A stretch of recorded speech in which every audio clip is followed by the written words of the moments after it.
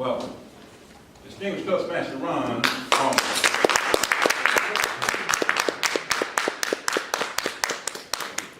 It's surprising some of the things you can learn from some of the simplest topics. I have a favorite color. It's been my favorite color since I was just a little boy. A lot shorter and a lot thinner. But until I did this research, I did not realize the depth to which this color has on our society. Do you have a favorite color? Do you know the importance of that color? My favorite color is Purple. rose. No, not rose. But it is rose because my favorite color is purple. Purple. It is what's called a secondary color, meaning that it's made up of one or more primary colors. And in this case, the primary color is red and blue. Red, the color of energy, the color of passion, the color of excitement. Blue, the color of thought, the color of academia, they consider blue. It is the color of serenity, the color of peace. So, in both cases, purple is excitement tempered with tranquility. It's a yin and a yang all together. But it also has its origins in what's called the Bolanus brandaris. Can anybody think of what that is? If I were to tell you, that is a very ancient and very obscure and hard to find snail. Believe it or not, this little snail, it's a sea snail, is the basis for what we know as purple today. Because back in very, very ancient times, in the Phoenician town of Tyre, which, by the way, today Tyre is about 70 miles south of Beirut, is one of the only places they could find this little snail. I can say that word. And what they would have to do is they would have to break open that snail, get some of that mucus out of there, let the sun hit it just right, and that's how they would extract purple. It was a long-lasting purple. It was a rich purple. It was a vibrant purple. In some cases, it was said to resemble the color of dried blood, which gave it a mystical and divine connotation to the color.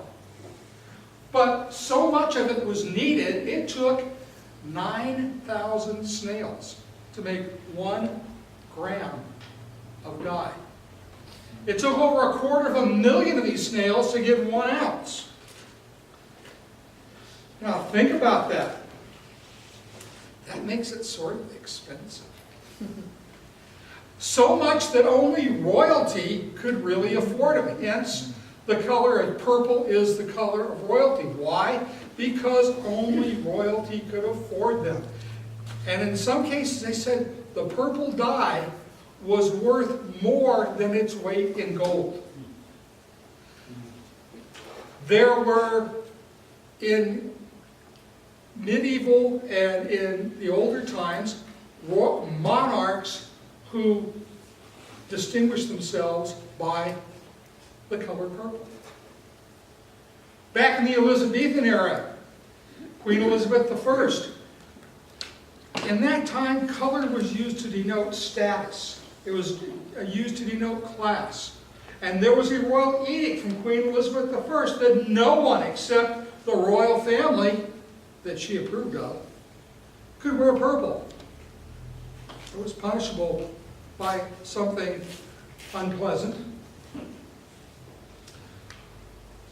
But it wasn't until 1869 when a chemist, Andrew Perkins, he was looking for a cure for malaria. And he happened to stumble upon this substance that would make artificial purple.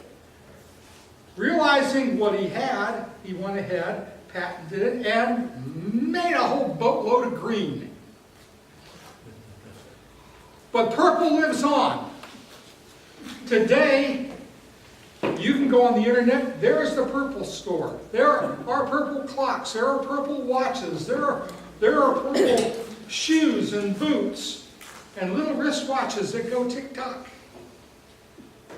You can get anything you want made out of purple. But purple just doesn't stop there. Purple is really taking off and being recognized. There are purple festivals. For example, in New York, every year there is a purple festival. I think this one's in May this year, where it's sort of like a little mini Woodstock.